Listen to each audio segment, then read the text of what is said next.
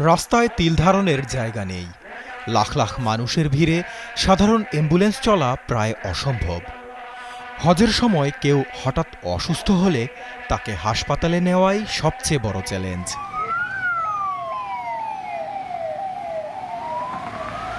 জীবন বাঁচানোর এই লড়াইতে প্রতিটা সেকেন্ড হিসাব করে চলতে হয়। কার্ডিয়াক অ্যারেস্টের মতো ঘটনায় প্রথম 4 মিনিটের মধ্যে চিকিৎসা শুরু করাটা অত্যন্ত জরুরি। এজন্য 11টি অত্যাধুনিক এয়ার অ্যাম্বুলেন্স ভিড়ের ওপর দিয়ে দ্রুত রোগী পরিবহন করে। পাশাপাশি 13টি হেলিপ্যাড সার্বক্ষণিক প্রস্তুত রাখা হয়। সৌদি রেড ক্রিসেন্ট এই কাজে অনেক দক্ষ। জেদ্দায় একবার এক রোগীর পালস তারা মাত্র 4 মিনিট 52 সেকেন্ডে ফিরিয়ে এনেছিলেন। কিং আবদুল্লাহ মেডিকেল সিটির কার্ডিয়াক সেন্টারও অনেক হাজির জীবন এভাবেই বাঁচায়। হজের সময় হাজিদের স্বাস্থ্যসেবা দিতে 23টি পূর্ণাঙ্গ হাসপাতাল প্রস্তুত থাকে। এর সাথে 147টি মেডিকেল সেন্টার কাজ করে। ইরাক থেকে আসা এক অসুস্থ চিকিৎসককে স্মার্ট ওয়াচের মাধ্যমে সার্বক্ষণিক পর্যবেক্ষণে রাখা হয়েছিল। হাজিদের জন্য ওপেন হার্ট সার্জারি বা ডায়ালাইসিসের মতো চিকিৎসাও সম্পূর্ণ ফ্রি। আন্তর্জাতিক হাজিদের ভিসার সাথেই 90 দিন মেয়াদের একটি ইন্স্যুরেন্স থাকে। ভারতসহ বিভিন্ন দেশ নিজস্ব ডাক্তার দিয়ে তাদের মেডিকেল মিশন পরিচালনা করে। হজের আগে মদিনায় অসুস্থ হওয়া হাজিদের স্বপ্ন পূরণেরও বিশেষ ব্যবস্থা আছে। তাদের আরাফাতের ময়দানে নিতে 31টি অ্যাম্বুলেন্সের বিশাল কনভয় তৈরি করা হয়। এর সাথে 2টি আইসিইউ ইউনিট এবং অক্সিজেন কেবিন যুক্ত থাকে। এমনকি রাস্তায় যেন কোনো যান্ত্রিক ত্রুটির কারণে সময় নষ্ট না হয়, আর সেই জন্য এই কনভয়ে একটি ভ্রাম্যমাণ ফার্স্ট এইড ওয়ার্কশপও থাকে। হাসপাতালের এই ব্যস্ততার মাঝেই অনেক সময় নতুন জীবনের সূচনা হয়।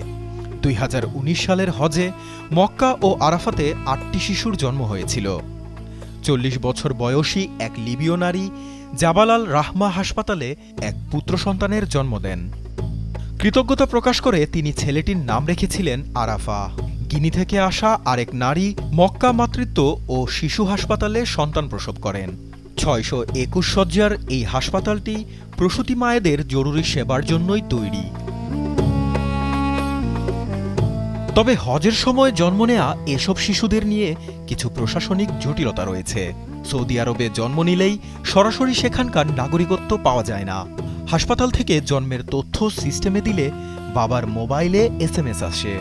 এরপর অনলাইনে আবশের প্ল্যাটফর্মে 30 দিনের মধ্যে জন্মের রিপোর্ট করতে হয়। শিশুর নামকরণের ক্ষেত্রেও এখানকার সিভিল অ্যাফেয়ার্সের নিয়ম বেশ করা। নামের প্রথম অংশ ডাবল হওয়া যাবে না। আব্দুল নবী বা আব্দুল কাবার মতো নাম রাখাও একেবারে নিষেধ। পাসপোর্ট আর ভিসার বিষয়টি বাবা মায়েদের জন্য বড় চিন্তার কারণ হয়ে দাঁড়ায়। 1 বছরের মধ্যে নিজ দেশের কনসুলেট থেকে সন্তানের পাসপোর্ট বানাতে হয়। দেশে ফেরার আগে পাসপোর্ট অফিস থেকে বিশেষ এক্সিট পারমিট নিতে হয়, কারণ নবজাতকের তো আলাদা কোনো রেসিডেন্সি স্ট্যাটাস থাকে না। হজের ভিসার মেয়াদ পার হয়ে গেলে প্রতিদিন 100 রিয়াল জরিমানা হতে পারে, এমনকি জেল বা নির্বাসনের মতো ঝুঁকিও থাকে। নতুন জীবনের পাশাপাশি মক্কার মাটিতে জীবনের চূড়ান্ত সমাপ্তিও ঘটে।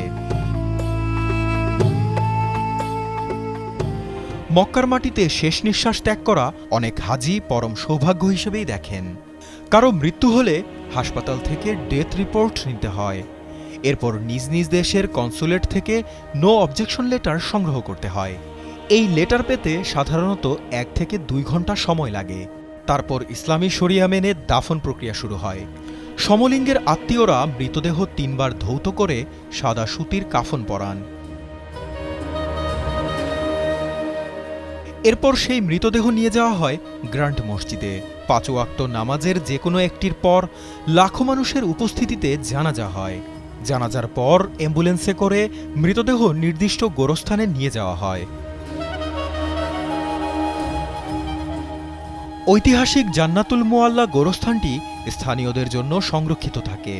তাই বিদেশি হাজিদের আশ-শুহাদা আল হারাম গোরস্থানে দাফন করা হয়। কখনো কখনো মিনার কাছের সারায়া গোরস্থানেও দাফন করা হয়। দাফনের পুরো কাজটাই মিউনিসিপাল কর্তৃপক্ষ বিনামূল্যে করে দেয়। মৃতদেহকে কোনো কফিন ছাড়াই সরাসরি বালুকাময় মাটিতে 1 মিটার গভীরে রাখা হয়। মক্কার দিকে মুখ করে শায়িত করার পর কাঠ বা পাথর দিয়ে ঢেকে দেয়া হয়। মাটি যেন সরাসরি গায়ে না লাগে সেদিকেও খেয়াল রাখা হয়। এই সমাধির উপর কোনো নামফলক বা স্মৃতিস্তম্ভ থাকে না। শোক সন্তপ্ত পরিবারকে যেন কোনো হয়রানিতে পড়তে না হয় সেভাবেই সব সামলানো হয়। লাখ লাখ মানুষের বেঁচে থাকা আর মৃত্যুর এই বিশাল কর্মযজ্ঞ নীরবেই চলতে থাকে। জীবনের শুরু থেকে শেষ পর্যন্ত এমন নিখুঁত ব্যবস্থাপনা পৃথিবীর আর কোথাও কি সম্ভব? জাকারিয়া হোসাইন, যমুনা নিউজ।